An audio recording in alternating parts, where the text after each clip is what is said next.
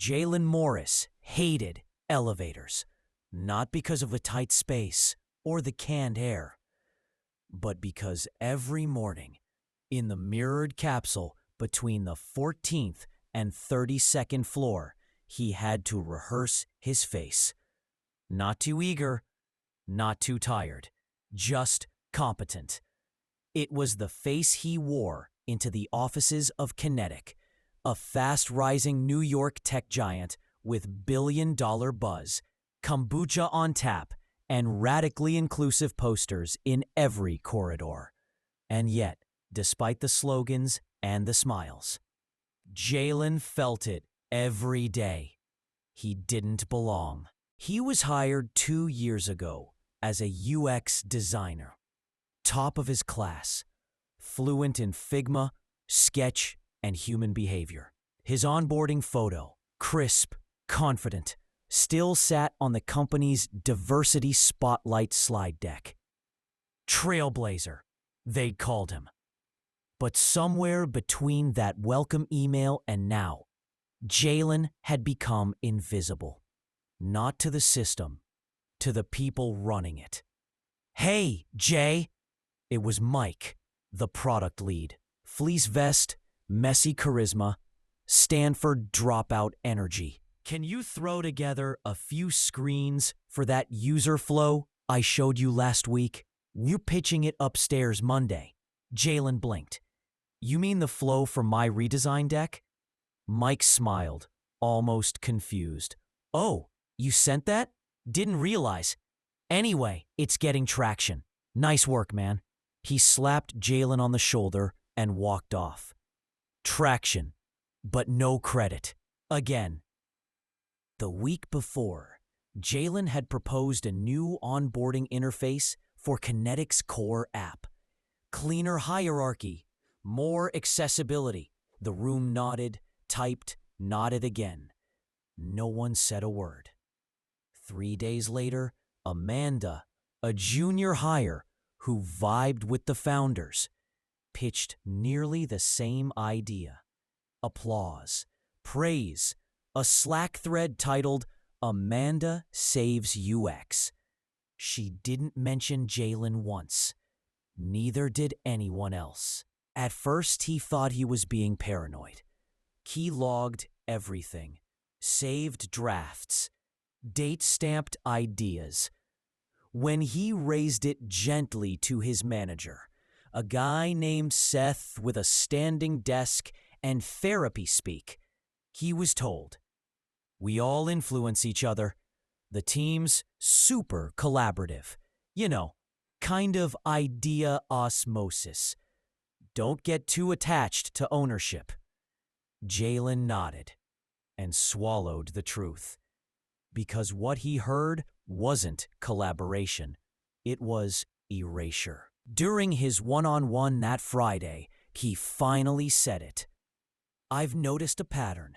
My contributions aren't being credited, and it's not the first time." Seth tilted his head. That's tough. Can I be honest, Jalen?" "Of course. Sometimes the way you bring things up, it makes folks feel a bit on edge. You're incredibly talented, no question. But I've heard comments that you're intense, maybe too focused on being right. It can create friction." Jalen stared at him. Friction or accountability? Seth gave that HR-trained smile. "Let's try to meet somewhere in the middle." On the subway home, Jalen sat with his headphones in and music off. He watched ads blur past through the tunnel window. Diet pills, dating apps, career upskilling. All selling the same lie. If you work harder, stay sharp, smile more, you'll win. But he had worked. He had smiled. He had stayed silent. And still, he was being edited out of the story.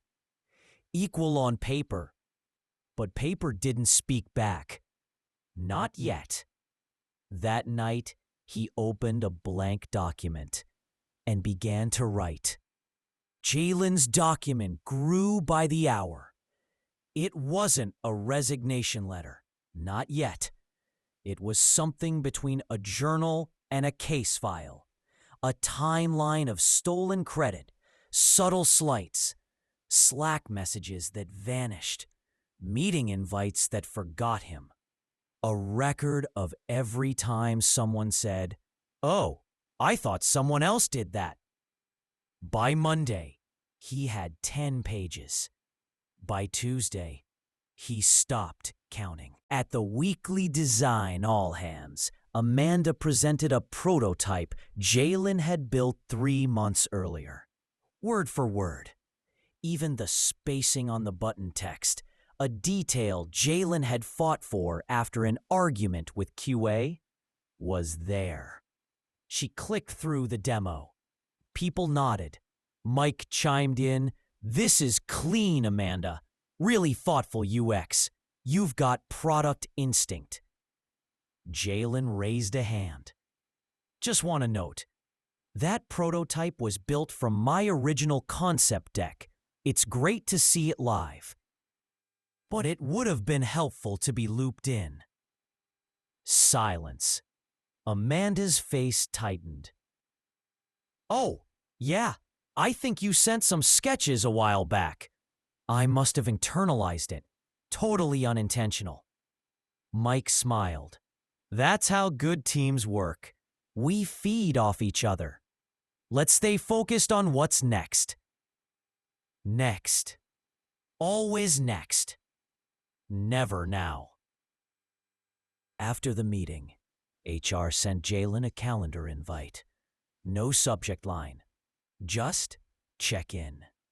He arrived to find Rachel, the HR rep, waiting in a neutral-toned room with soft chairs and softer language. "We just want to make sure you feel supported," she said, clasping her hands. He kept his face still. "We've had some feedback that you've been struggling to collaborate lately, a bit rigid in how you respond to feedback. Do you mean speaking up when my work is misattributed?" That night, he added the conversation to the document.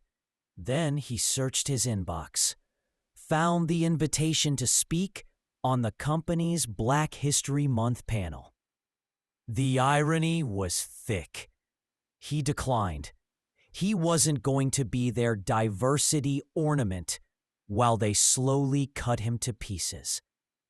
In the following weeks, the micro-cuts deepened. His project was reassigned without notice. He was left off client calls. A new hire was added as his collaborator, then quietly made team lead. When he asked why, he was told, "You've been here longer, and we think your experience will really help support her growth." Support. As if he were a brace for someone else's ladder. Jalen started seeing a therapist, a black woman, sharp, direct, no HR voice. She said, "You're bleeding from paper cuts. Individually, they seem harmless. Collectively, they're killing your spirit." He nodded. Finally, someone saw it. "You need to decide," she continued. "Are you staying to fight or documenting the fall?" He looked down at his hands. "I don't know yet." She said, "Then keep writing until you do." One evening, Jalen returned to the office to pick up his laptop. He found the design room empty, except for the big glass board. Someone had scribbled a brainstorm. User trust equals clarity plus consistency plus confidence. Jalen stood there a moment, then quietly picked up a marker. He added, plus accountability, then walked out. No one saw it that night, but someone would, and maybe, finally, they'd start asking the right questions. The document hit 22 pages. Timestamps, screenshots, Slack threads, meeting recaps, quotes. Everything dated, neutral in tone, surgical in detail.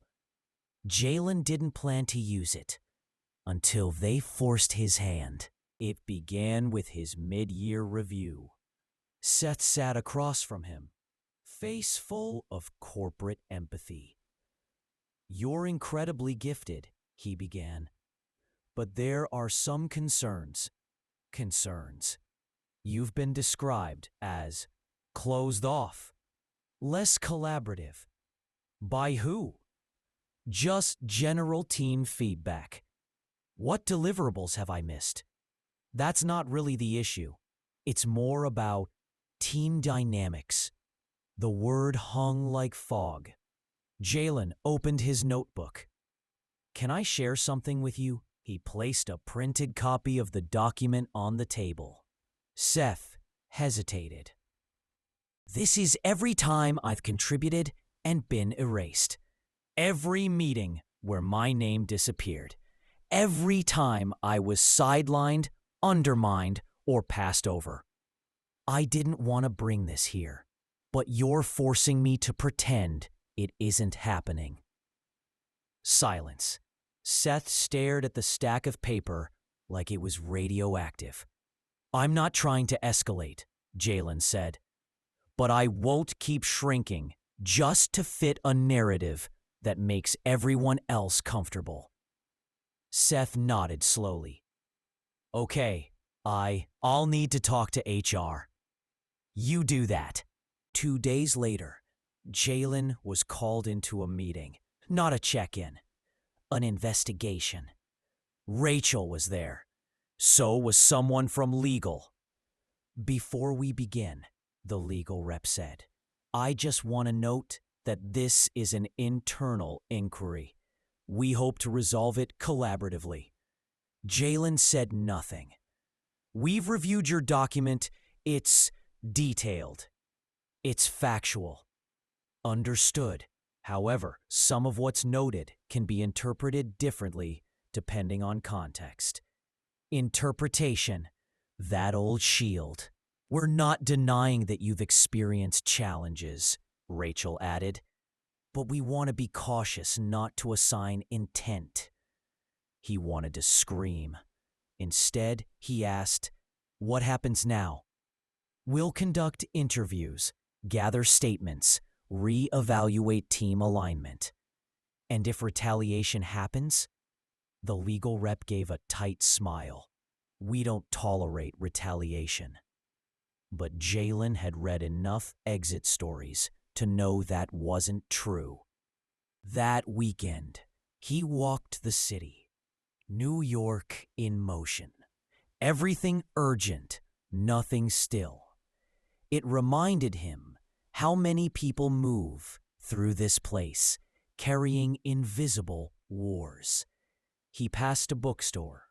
In the window, "What Doesn't Kill You Makes You Blacker" by Damon Young. He laughed, a bitter, aching sound. He bought it, read 3 chapters that night, then opened his document again. Not to add more, to change the title. From Workplace Concerns to Equal on Paper, a Record. On Monday, Seth didn't speak to him. Amanda unfollowed him on LinkedIn. His badge access was glitchy. Twice. He took notes. This time, not in silence. He started an encrypted blog. No names, no logos, just stories. The first post. "They say, you're overreacting. I say, you've never had to rehearse your smile before work. You've never seen your own brilliance credited to someone else. You've never been punished for making people uncomfortable with facts." The post went semi-viral inside design Twitter. He got emails, DMs, quiet thanks from people who knew, people who lived it too, people who were also equal on paper. But not anymore. Now they had a voice. His. Too, the blog didn't just get shared. It got passed hand to hand, screen to screen, Slack to Slack, always privately, always with a whisper. Read this. Designers, engineers, recruiters, HR interns, Black professionals in corporate America who had learned to smile through the tension and laugh without being too loud, who read Jalen's words and felt something they hadn't allowed themselves in years: validation. By the end of the week, the blog had over 30,000 views. He got emails. You wrote what I lived. I thought I was crazy. You proved I wasn't. I almost quit, then I saw this. Jalen replied to every single one, not to offer advice, just to say, I see you. Because sometimes that was the thing that mattered most. Then came the message from Zoe Park. She was an editor at BuiltRight, a fast-growing tech culture outlet. I don't know who you are, but your writing is shaking people. Do you want to talk? He hesitated. Anonymous blogging was one thing. Visibility was another. He'd seen what happened to people who told the truth out loud. But he was tired of whispering, so he said yes. The interview dropped a week later. Equal on paper. The anonymous voice challenging meritocracy in tech. Zoe didn't use his name. Didn't need to. The story spoke louder than identity. The piece hit #1 on Hacker News. Some praised it. Some mocked it. Some denied it. But no one ignored it. At work, the air turned cold. Mike stopped making eye contact. Amanda sent a Slack message. Hope you're doing okay. It felt less like concern, more like surveillance. That Friday, Jalen got an email from legal. Subject line, RE, External Communication Policy. They wanted a meeting. No explanation, no agenda. He forwarded it to a friend in employment law. Her response was immediate. They're setting up a retaliation case. Start documenting again. Don't walk into that meeting alone. He didn't. He brought a lawyer. The meeting lasted 6 minutes. After that, the emails stopped. Meanwhile, Zoe reached out again. I think it's time to tell your story. All of it. Not just anonymous. Not just in shadows. I can help you shape it. He thought long and hard. Not about the risk. About the impact. Anonymous stories get attention. Named ones start change. He met with her in person. Coffee shop in Flatiron. Rain on the windows. He said, if I do this, I want it to be clean. Factual. No rage porn. Just truth. She smiled. That's why you're the voice people trust. 3 weeks later, the follow-up article dropped. His name is Jalen Morris, and this is how the system tried to silence him. It included screenshots, HR quotes, a section on microaggressions titled Death by 1,000 Shrugs, and his full closing paragraph. You can be everything they ask for and still be told you're too much, too loud, too ambitious, too black. But the truth is, you were always enough. The system just wasn't ready to admit it. The article exploded. LinkedIn went wild. Podcasts called. Panels invited. He said no to most because this wasn't about fame. It was about visibility. ... Kinetic went quiet. No official statement. Then, quietly, an internal memo was leaked. We are reviewing our equity policies and team dynamics. 2 managers resigned. 1 VP moved into advisory work. A DEI consultant was hired. The kind who actually listens. It wasn't justice, but it was a crack, and Jalen had become the pressure. That night, he reopened the blog. New post. The worst part of gaslighting is that it makes you doubt your own brilliance. The best 3 months passed. Jalen no longer worked at Kinetic.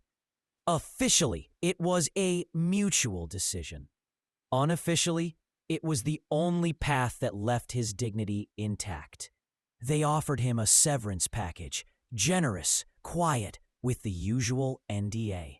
He declined. He walked out with nothing but his laptop and a promise to himself.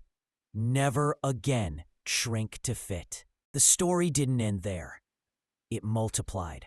A thread by a black engineer from Seattle went viral. This happened to me too. A product manager in Austin published a blog, Why I Left the Best Place to Work. Design podcasts quoted Jalen's phrases like gospel, death by 1,000 shrugs, you were always enough. Suddenly, every conference wanted panels on racial bias in UX. Every company claimed they were reevaluating team dynamics. It was both empowering and exhausting because visibility didn't mean safety and praise didn't mean protection. Jalen took time, moved into a co-working space downtown, consulted quietly for smaller firms, started mentoring young black designers who messaged him late at night, asking, "How do I survive this without breaking?" He always answered honestly, "Don't survive alone. Find your people. Find your clarity. Choose your battles. Document everything. And don't let the gaslight steal your brilliance." Some stayed, some left, some created, but none walked alone anymore. He was invited to speak at a major UX summit in San Francisco. He almost declined. Then he saw the panel title, Designing While Black, Invisible Work, Visible Resistance. He accepted. When he walked on stage, the room went quiet. Not out of awe, out of recognition. They knew the story. Some had lived it. Some had caused it.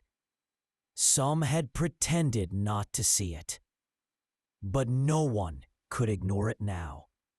He began. "You say it's just culture. I say it's code. Culture is coded. Who gets heard? Who gets skipped? Who gets to lead? Who gets coached? Who's seen as difficult? And who's just driven? Culture is written in the comments you don't leave." Afterward, people stood in line just to thank him. Not with applause, with stories. A woman said, "I stayed because you didn't shrink." A non-binary designer said, "Your blog got me through my internship." A white manager said, "I didn't know how deep it went. Now I do. And I won't pretend again." Each one handed him a piece of the truth back. He carried it carefully. Back home in New York, he opened the blog again. It was still live, still anonymous in layout, even with his name attached. The final post was already halfway written. We were always equal, just not equally believed, not equally supported, not equally protected. But now we're equally awake. And from here on out, the silence won't survive us. He hit publish, then closed the laptop and opened the window. The city breathed, and for once, it felt like it saw him back.